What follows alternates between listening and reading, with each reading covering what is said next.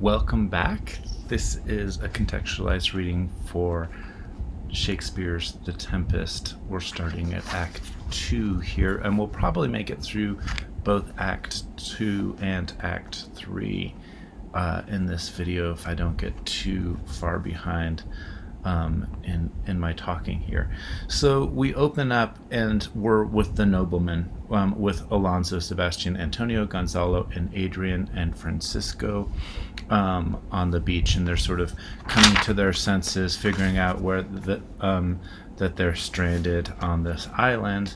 And there's some back and forth right away between Gonzalo, who's trying to sort of console Duke Alonso, and then he's being made fun of, right, by Sebastian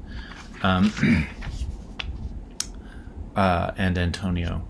And so there's a lot of wordplay going on here. We might want to compare this, I think I have in my notes here, to Hamlet and Polonius. Whereas in Hamlet, of course Hamlet is the main character, and so he gets some central attention, but I feel like there's this kind of making fun of Gonzalo for being an old man here. There's some controversy around referring to the African marriage of Alonso's daughter in Tunisia.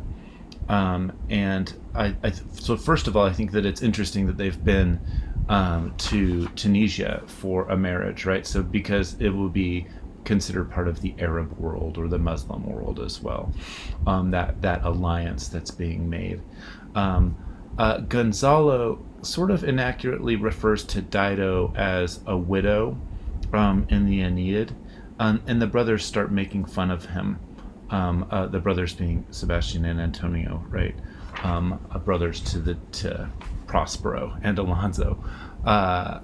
They mock him, saying that she was from Carthage, but Gonzalo, who's mostly correct here, says that Tunis was Carthage. It was near there.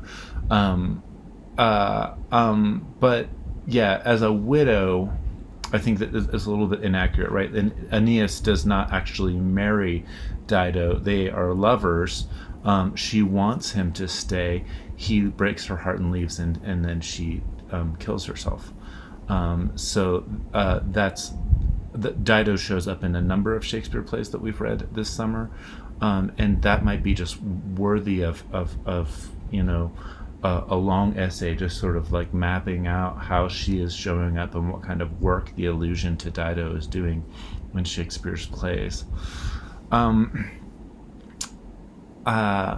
So there's, I think, what is sort of happening, with Gonzalo and the brothers here is, he's not as foolish as Polonius, if we compared Polonius and Gonzalo here.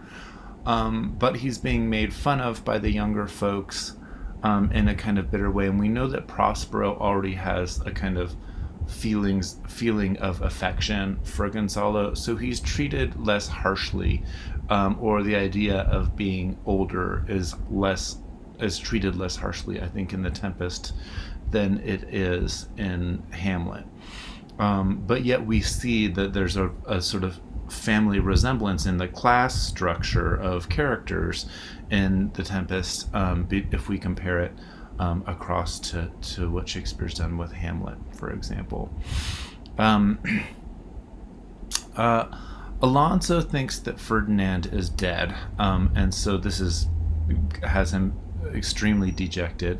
The noblemen are consoling him, but Sebastian is particularly harsh, and Gonzalo asks him for more gentleness. And so there's this, again, play between, the harsh realities of the world. The youthful person is doing this, and Gonzalo is saying, go easy on the old Alonso here. Then Gonzalo, we get this interesting moment where Gonzalo is imagining himself having a plantation, right? And so to have a plantation means that you have colonization rights to the isle. So that's in Act 2, Scene 1, around line 135. And so again, just to re-emphasize that colonization is and the context of colonization is at work in the text of the Tempest. Jace Weaver, who is a Native American scholar who wrote a book I'll be referring to in a few minutes called The Red Atlantic, notes that the Tempest is the first major attempt, to quote him directly. The Tempest was first produced in 1611, 4 years after the founding of Jamestown. It's thus the first major attempt in England to come to terms literarily with the indigenes of the Western Hemisphere and the reality of the New World, a subject that he goes into much more detail in the book. I'm going to pull out a few passages from this book. It's a really good book in general, but it's got some important stuff for us today, just to locate some of the stuff I've kind of mentioned in passing in earlier contextualized readings. So then we have Ariel, who shows up after Gonzalo's sort of imagining what he would do if he were king. And this taps into a whole genre of island type of literature that I've mentioned before in contextualized readings. And we could go back, to Thomas More's Utopia. We could go forward to Aldous Huxley's Island.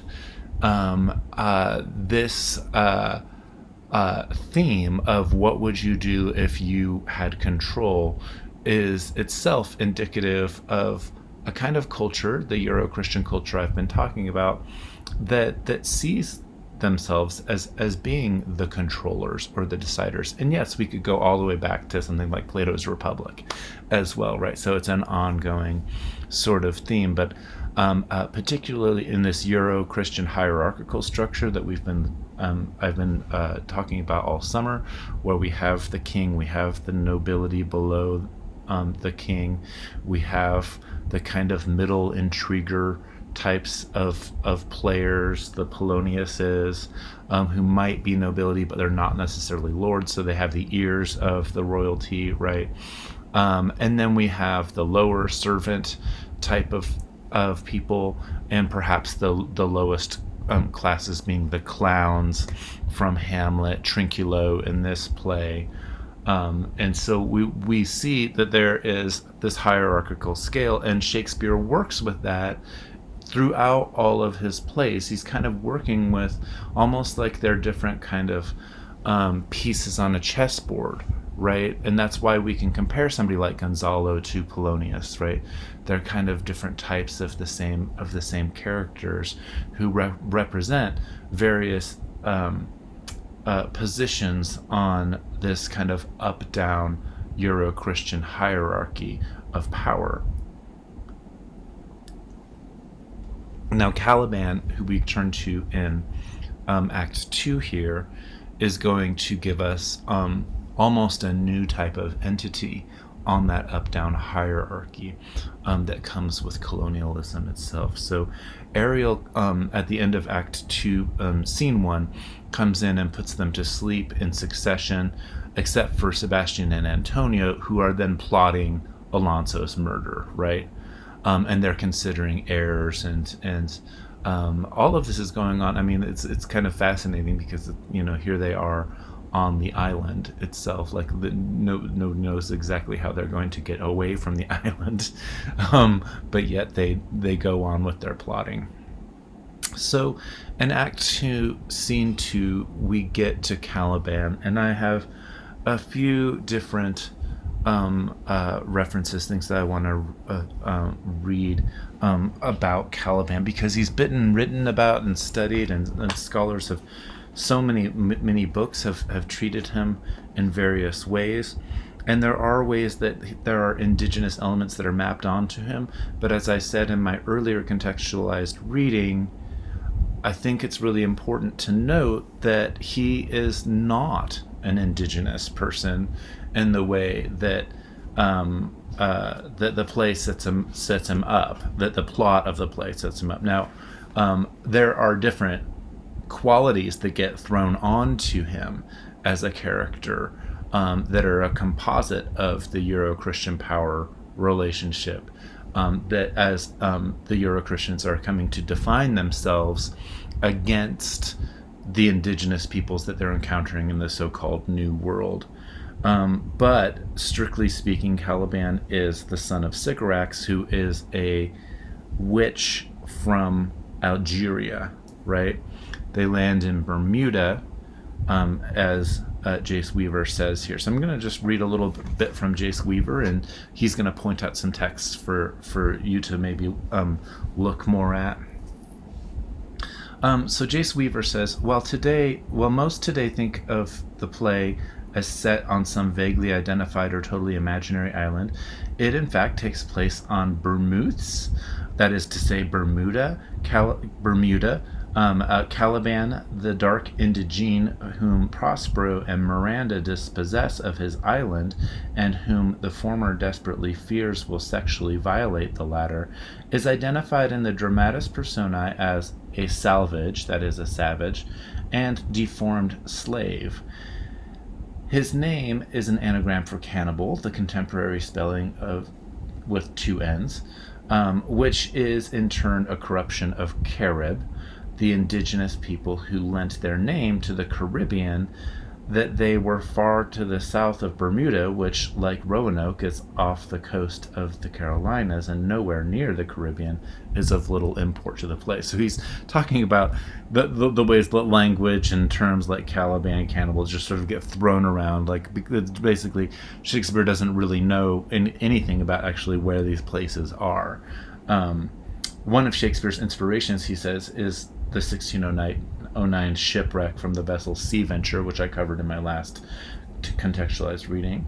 The shipwreck on Bermuda. The ship was bound for Jamestown, and after it went aground, survivors were stranded for 9 months.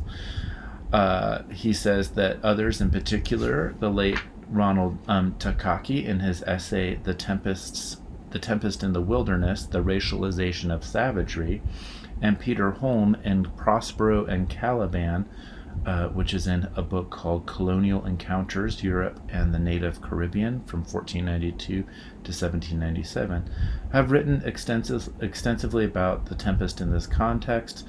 Takaki notes that although the theater goers in 1611 were given the impression that Caliban could be acculturated, and that alludes to the end of the play, they received a diametrically opposite construction of his racial character.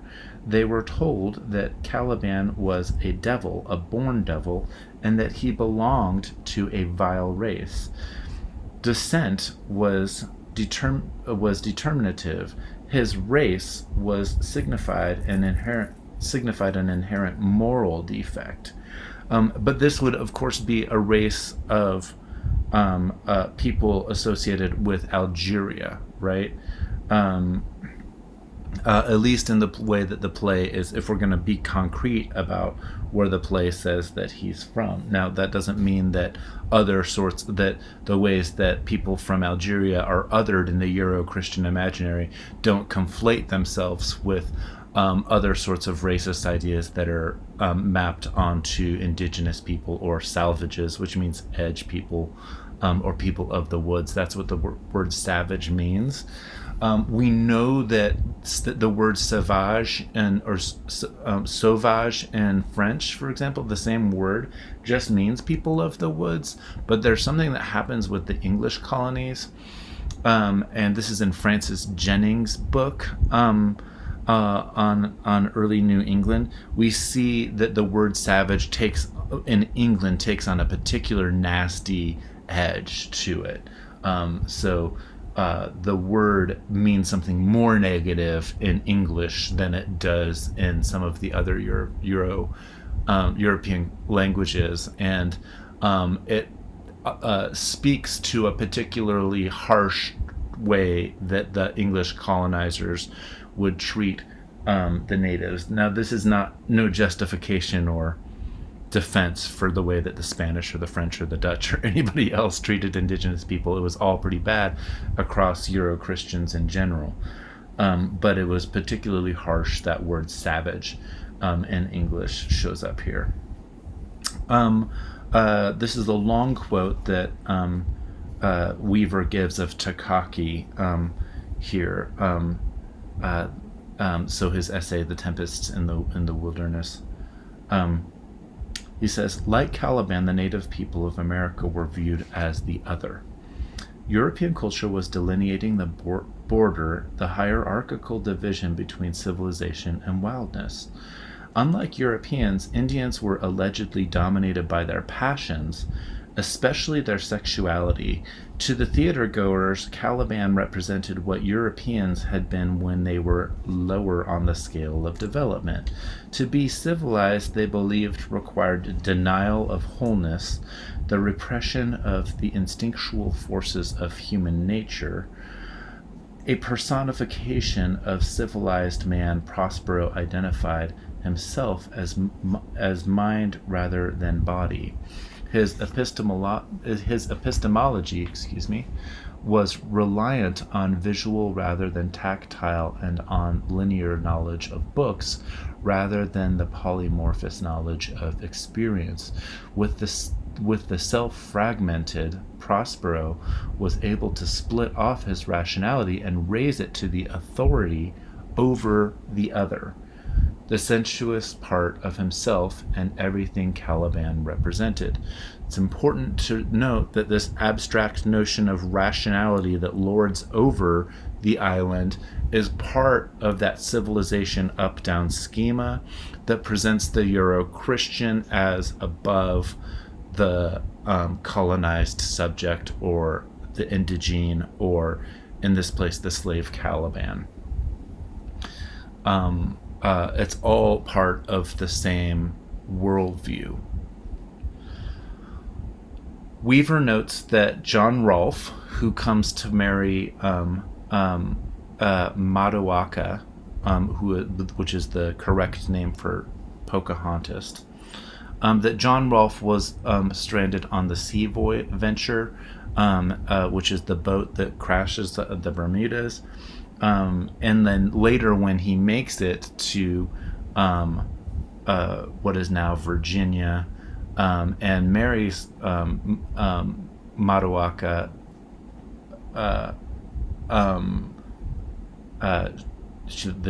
she gets named Lady Rebecca, or Rebecca Rolfe becomes her English name. And then she takes a delegation of Powhatan people, that's her people, to England on a diplomatic mission. So that would be seen as a diplomatic alliance. Of course, in folklore, they marry off Matawaka to John Smith sometimes. She does seem to have intervened and saved his life. I'm not going to go into detail, but Paula Gunn Allen does have a whole book taking a critical look at different versions of Pocahontas and sort of writing a more indigenous framed account of this person.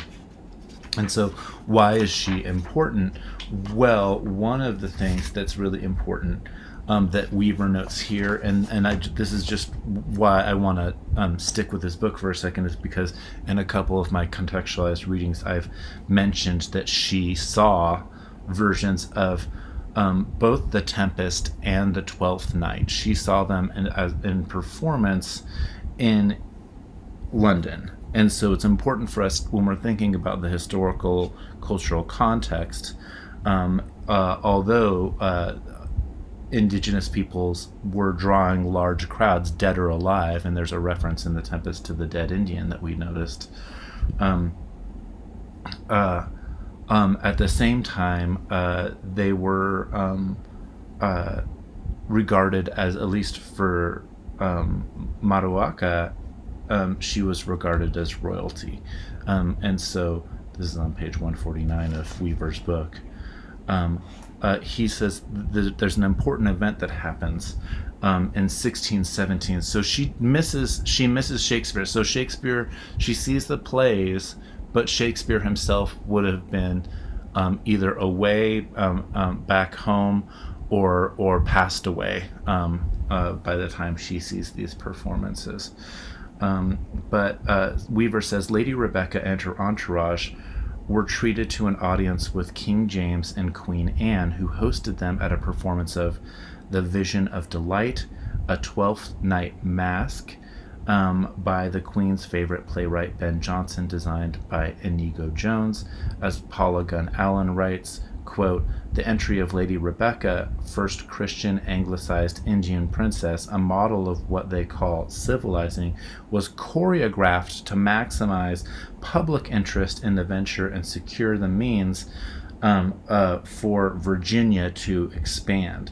Believing Lady Rebecca to be a genuine princess, James I was reportedly extremely displeased with John Rolfe for marrying her because he wasn't royalty. So he was mapping on the Euro-Christian hierarchy model onto the ideas of political systems in the so-called New World, or on Turtle Island. So we see that is not just part of him trying to keep power, which it definitely is, but it's a way that he just assumed that things existed in that hierarchy up-down frame in the so-called New World as well. He feared Rolfe might assert some future claim on his Virginia colony for having married royalty. So really, what King James was pissed off about was that somebody who was not of nobility necessarily would then try to claim lands that, by rights of so-called discovery, King James would have seen as his own. In another nice book that recently came out by Colt Rush called Indigenous London, this is a good book as well. They're both, I mean, the Red Atlantic is really good. So Thrush talks about this event as well, and he talks about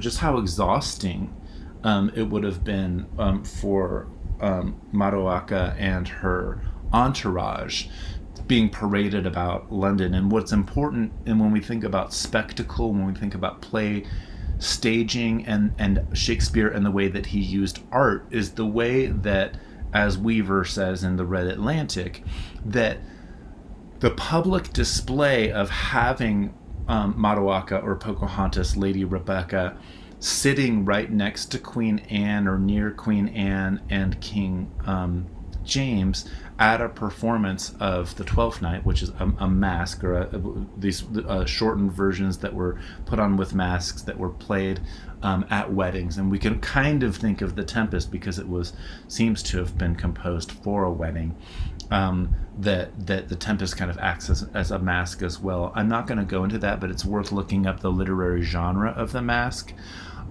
because a lot of times amateurs will be performers in the masque, and we saw a version of that in A Midsummer Night's Dream.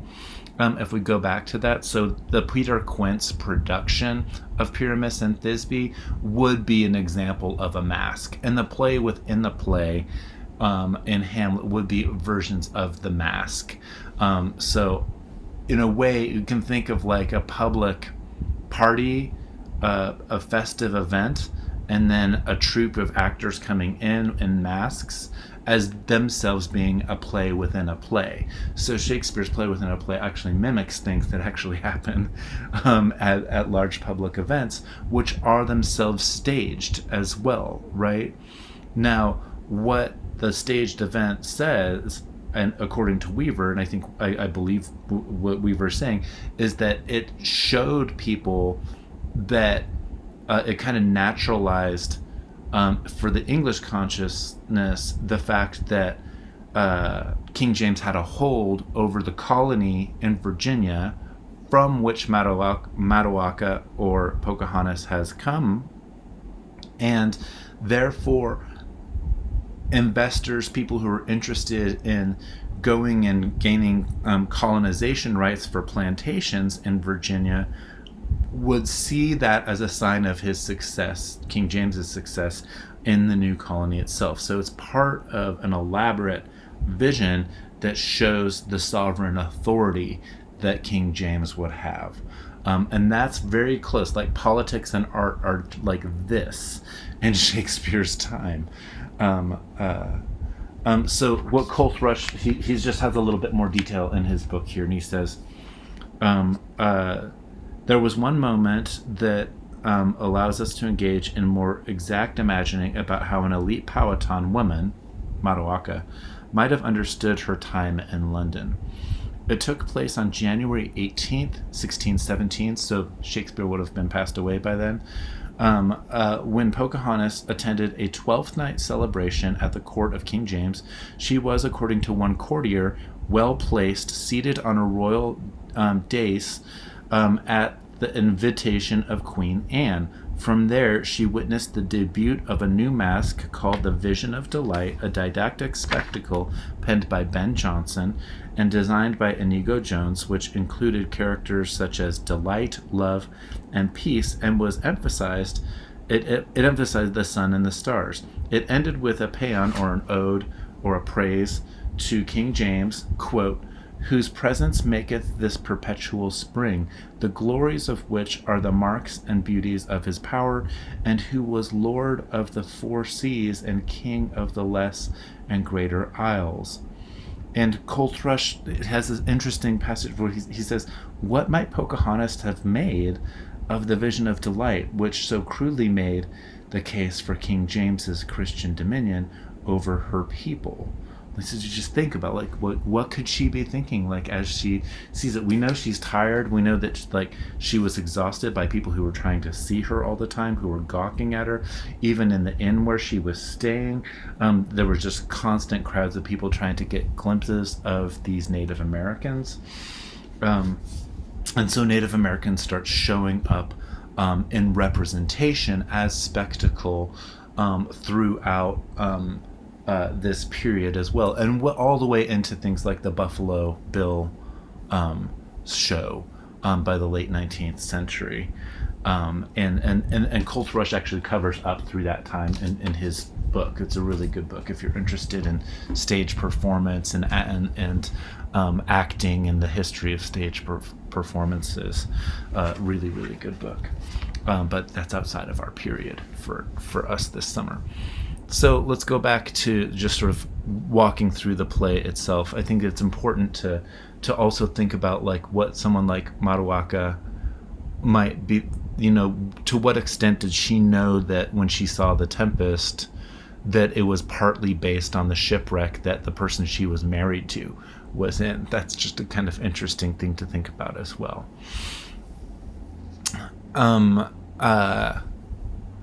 So we start with Act 2, Scene 2, and Caliban is cursing Prospero. Trinculo enters and Caliban hides by laying down under his cloak. Trinculo makes fun of England in this moment, and he's echoing, I think, the clown in Hamlet, if we go back there. He says, were I in England now as I once was, and had but this fish painted, not a holiday fool there, but would give a piece of silver. Thee would this monster make a man. Any strange beast there makes a man. When they will not give a doit to relieve a lame beggar, when they won't give a coin, or a penny, I guess, or even a care. That word care, that means in French, to do, or must. When they won't give a penny to relieve a lame beggar, they'll lay out 10 to see a dead man, a dead Indian. Okay, so this is Trinculo, right? So he's saying that this is what happens in London. It's like they won't give the poor people any money, and all of the accounts, if you read the accounts of actual Native Americans when they go on diplomatic missions to Europe, the first thing that they all comment on is, like, what's going on with all of these poor people? You have these massive, huge cities, these buildings that, like, are so impressive, churches and things, but it's like they're just dejected, dirty, poor, hungry people everywhere in Europe. And it disgusts the Native Americans who don't have a sense of of the kind of class hierarchy that the Europeans have. So, and again, something that speaks to a worldview difference that is still ongoing today, but because there's so much, racism and Euro-Christian dominance that it's hard, especially for people who've grown up in Euro-Christian culture, to acknowledge even the fact that there are Native Americans who are still living around today who have a different worldview than that, despite the fact that there are, some efforts about statues and renaming and places that have had colonized names, even mountains in Colorado, for example, recently. So,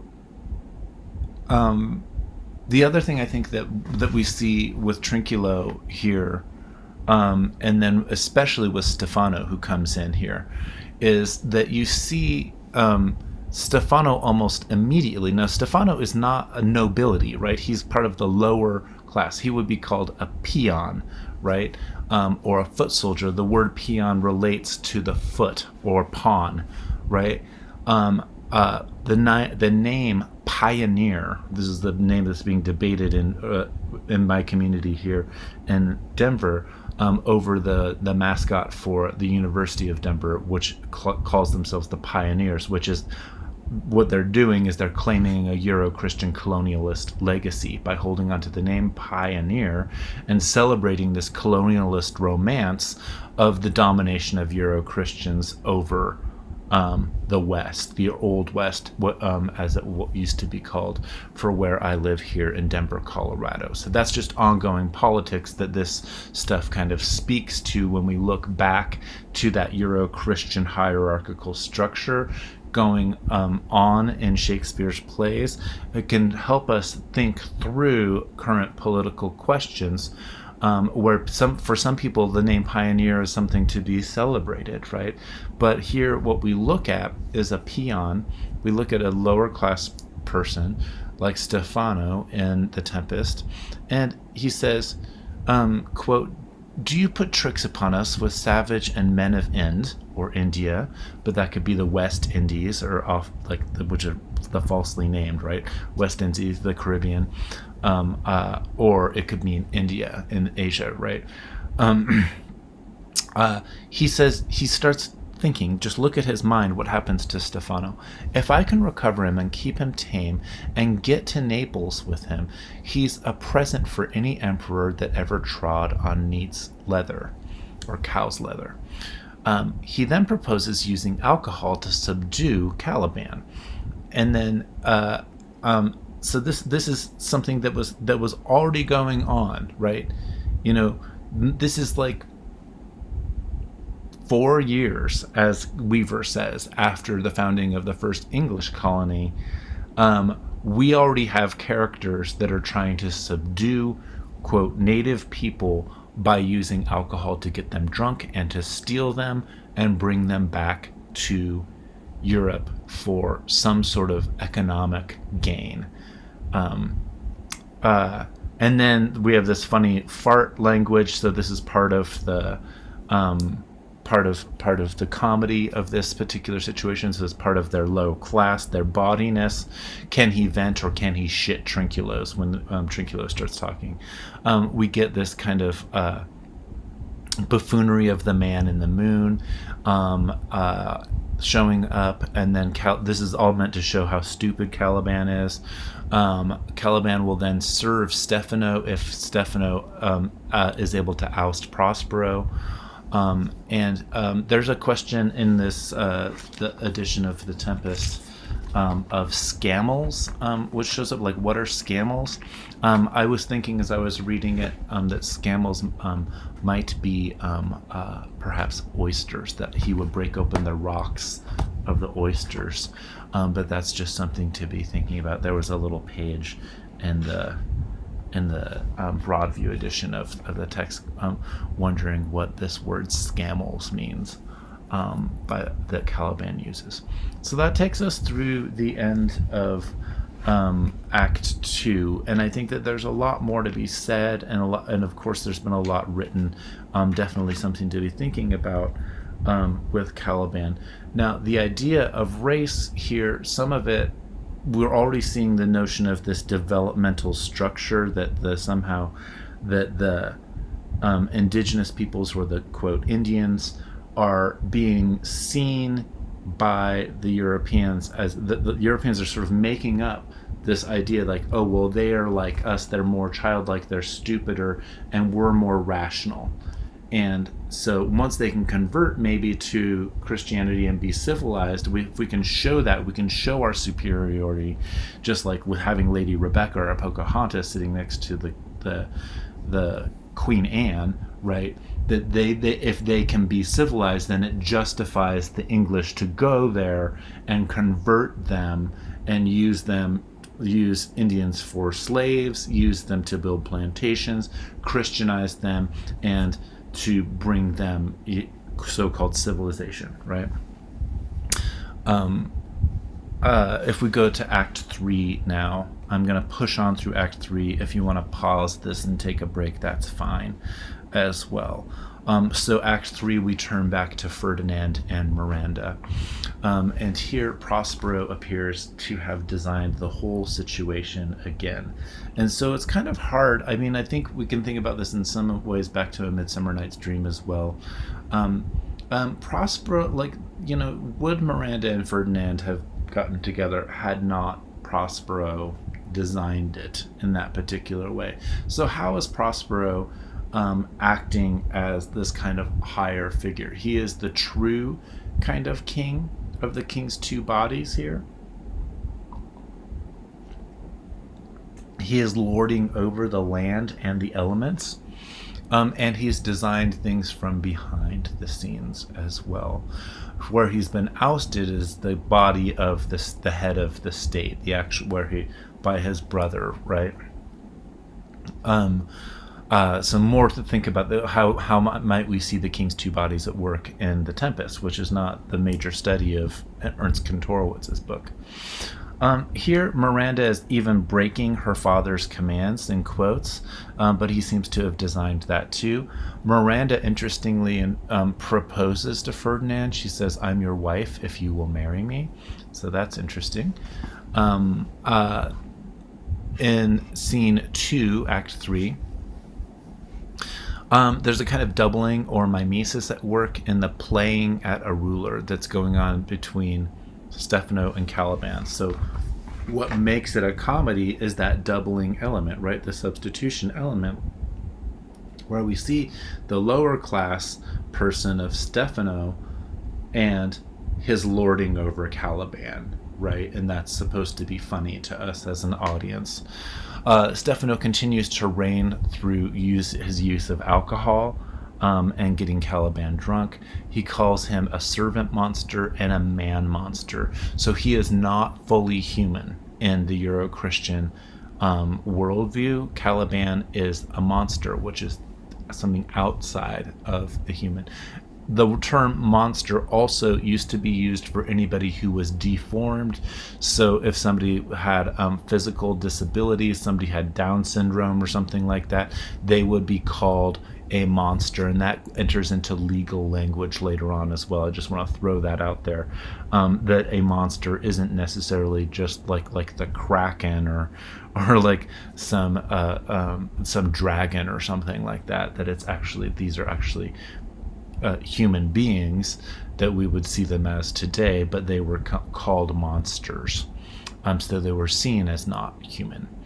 And then we get Trinculo versus Caliban sort of showing up. So like the what is funny here is among the lower classes, as the play is sort of set up, is that there becomes a sort of power play between Trinculo, the jester or the joker, maybe perhaps the lowest person on the totem pole, and Caliban, who is going to be higher than the other.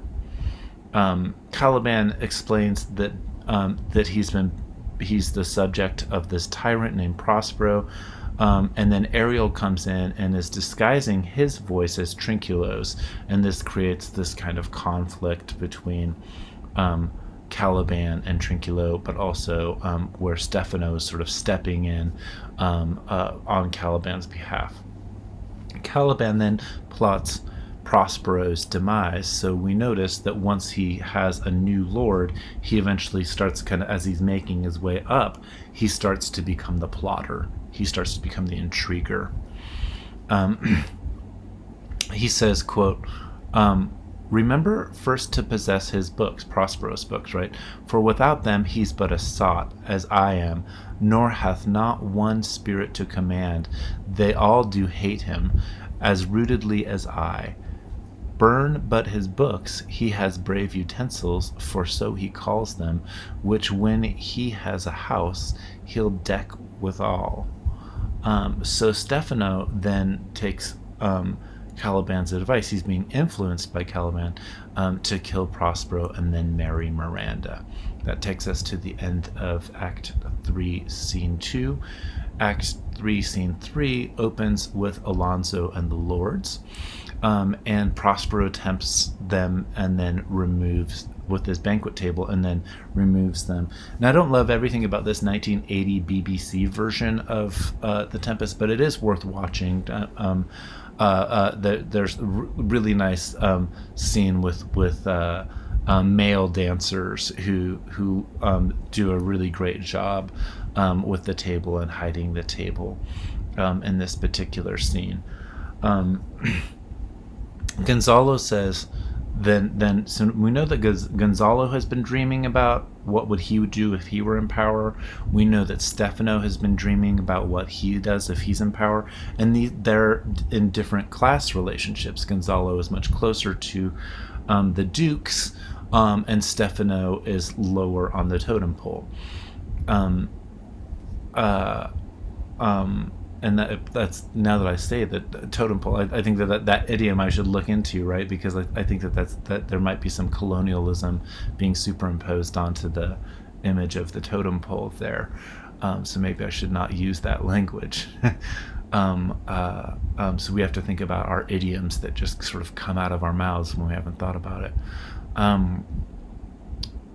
So Gonzalo says, if in Naples I should report this now, would they believe me?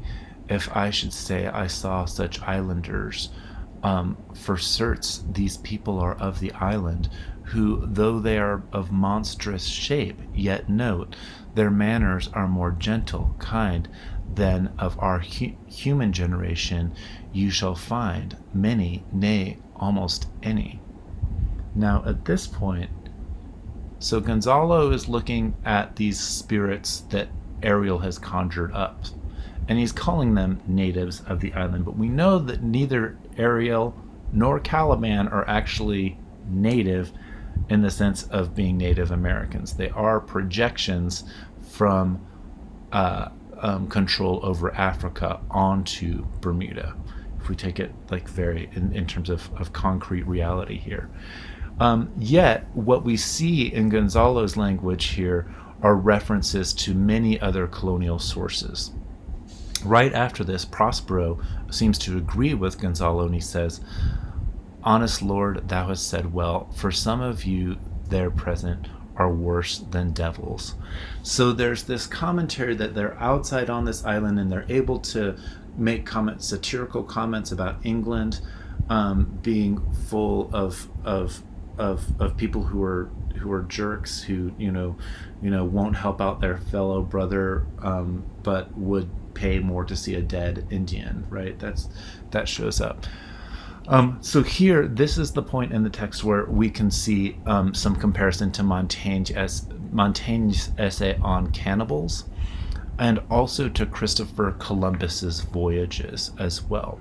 So I'm going to read this quote from Christopher Columbus's 4 Voyages. This is from the first one, and he's writing to Queen Ferdinand and Isabella just after he's come into contact with the islanders on the island of Guanahani that he renames San Salvador. So that naming, the renaming, that's Euro-Christian dominance right there. They baptized the land. They put the the sword in as a kind of ritual baptism of the land, and then they start trying to convert or kill off the natives.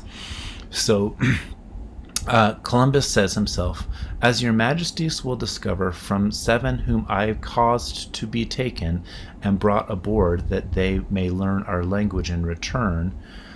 So I authorized the kidnapping of 7 of these people.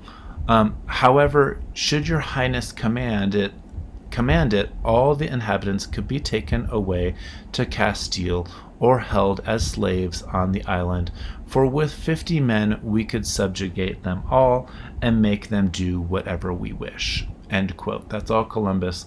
The intent to dominate is right there from the beginning, as is the intent to initiate the transatlantic slave trade through kidnapping of inhabitants, with the intention to teach them so that they can come back and more easily dominate the people. And the rest of the, famously, I mean, you've probably heard this in other occasions, famously he also notes that they didn't have knowledge of weapons, that the natives grabbed onto their swords and actually cut themselves because they didn't know what swords were, although they did have some other hunting tools. So warfare, the kinds of weaponry that the Europeans had were completely foreign, and that's where we get that kind of sensibility that Prospero and Gonzalo are sort of showing, and that the natives seem sort of innocent, but then that gets mapped onto the Euro-Christian fantasy structure that sees a development of reality, a development of religion as well, that Christian religion is going to be part of that rationalized, abstracted reality that comes from to align itself with Prospero and his books. So now, if we go back to Christopher Columbus, Bartolome de las Casas, who's editing the journals from the first voyage, has a note if you read them, and Bartolome de las Casas writes of the admiral's, quote, "flagrant disregard for the Queen's wishes in this passage." The Amerindian people presumably had the same rights as any other Spanish subjects, so long as they were human and possessed, quote, "natural rights." And so this is like Queen Isabella gets really angry with Christopher Columbus, because once he baptizes the island, then all of the subjects of the island become her subjects, and a Christian can't put another Christian in slavery. A Christian can put a non-Christian in slavery. So we start getting this sort of in terms of their international law at the time, and this goes into just war theory, goes all the way back to St. Augustine, stuff that I mentioned in my earlier contextualized reading. And so this creates a problem where what Christopher Columbus wants to do, because he's not finding gold, is he wants to at least initiate human trafficking so that he can get some of the money back. There's a percentage that he gets for what he's able to bring back from what he thinks of as India. Remember, he thinks that the island of Cuba is Japan. Remember that Columbus dies without ever knowing that the continents of North and South America exist, even though he's been to Yucatan in what's now Mexico. So we can see that even though these are not natives, that through art, through his art and magic and book learning, Prospero is the colonizer of Caliban. And we see that what Shakespeare is already sort of doing is mixing up all of these colonial sources and ideas about what native people are or Indians are. So the idea of an Indian, which is a false name anyway, that's applied to the people by Columbus, right? What we're starting to see is that there's this racialized category of other that the Euro-Christians are making up and placing all sorts of fantasy structures on to justify their claims to the New World. um, uh, Shakespeare is then able to embed, even within this fantasy structure, um, uh, a critique of Europe within his own Euro-Christian characters. So Gonzalo in 3.3 about lines 46 to 49, he refers to blemmies. And you can do a search, it's a Blemyes.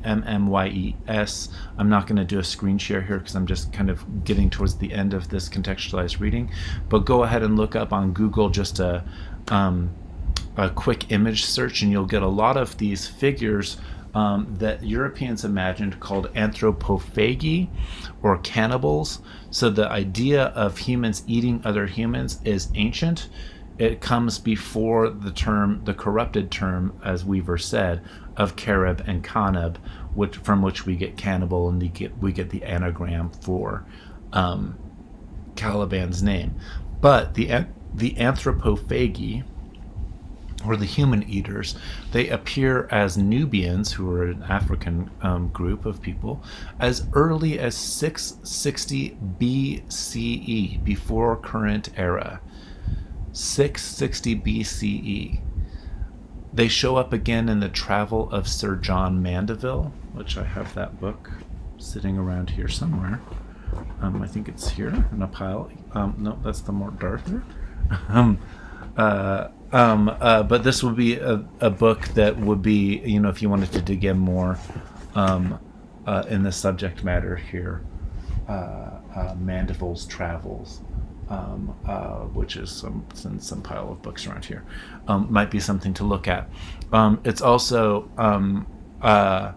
mentioned in Hakluyt in 1589, who's an English scholar. So the Travels of John Mandeville are published around 1360, so well before the so-called contact with the New World, and that influenced Columbus. So when Columbus went and he had these ideas, it was based on some fantasy literature from earlier in Europe. But they're mentioned in Hakluyt in 1589 and in Sir Walter Raleigh in 1595. Remember that the first attempt at an English colony was the mid 1580s, and that was while Elizabeth was still queen.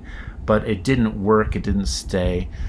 We know that in 1603-ish, that's when Montaigne's essays from French get translated into English, and the word cannibal shows up in Othello in 1603. So Shakespeare's already messing with the concept 7 or 8 years before he gets around to writing The Tempest. As Michael Taussig, who's a great anthropologist, among many other scholars, has pointed out, with conceptions of the wild man or the shaman and magic, these are all conceptions, just like Sycorax the witch is a European invention that gets mapped onto the so-called New World. These are all conceptions well codified in Europe before being imported and superimposed onto the people of the so-called Americas. It relates to the idea of fetishes and fetishism and Roman canonical law. And a good source for that, excuse me, I'm just going to grab the book from the shelf, is by William Pietz. And I believe that Taussig has a chapter in this book, Fetishism as Cultural Discourse. William Pietz has a number of articles that you can look up online on the history of the fetish and where it comes from. It is a Portuguese word, feiticio, and it has to do with objects that the people off the west coast of Africa had, that the Portuguese sort of constructed as an idea of containing magic itself. Now, what they were doing in the actual African context is something that's the subject for some sort of different lecture. But what we see is that the Europeans start mapping on their ideas of devilry, witchery, witchcraft onto these so-called fetish objects that show up, and this attaches, as William Pietz's really great essays show, it has more to do with Roman law canonical law at the time than it does even with what the African people were actually doing with these objects as well. And so the term fetish comes from there, and then it broadly becomes any kind of commodity to begin with. So it's something to definitely look into if you want to do more research.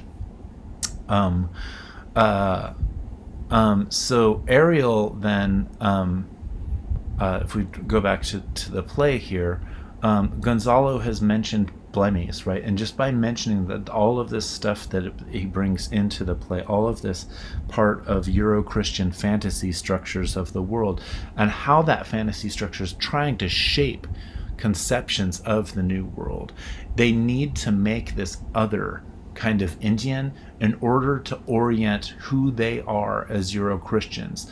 And that will become later on white people versus people of color, right? And then it will become biological, in quotes, right? Because it's pseudoscience. It will become, after the Enlightenment, it will become that kind of racialized notions that somehow get mapped onto biology or biological superiority. That would be the science of the 19th century, or pseudoscience, if you ask me. So Ariel removes the table, and then Ariel chides them, the Alonso and the nobles.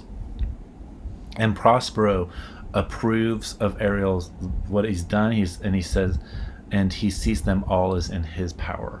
So all of this has happened. Even the other beings that Ariel has generated. Ariel is not native to Bermuda. Caliban is not native to Bermuda. He's born there because his mother, the Sycorax, or the witch, has been exiled there. And yet, what Shakespeare's doing is he's pulling from all sorts of fantasies about people in other parts of the world, or blemies even, which are just fantasy ideas of cannibals that are mapped on to the so-called New World by the Europeans. Shakespeare's mixing all of this stuff up in his representations. So I'm going to end this contextualized reading of Acts 2 and 3 here, and I'll pick up again with Acts 4 and 5 in another video. Thanks very much for watching. Lots of stuff to think about here with the Tempest, and I hope you do so and look more into some of the things that I've talked about here. If you're my students in the class, feel free to email me with thoughts or questions or suggestions for sources and things like that. Take care. Bye.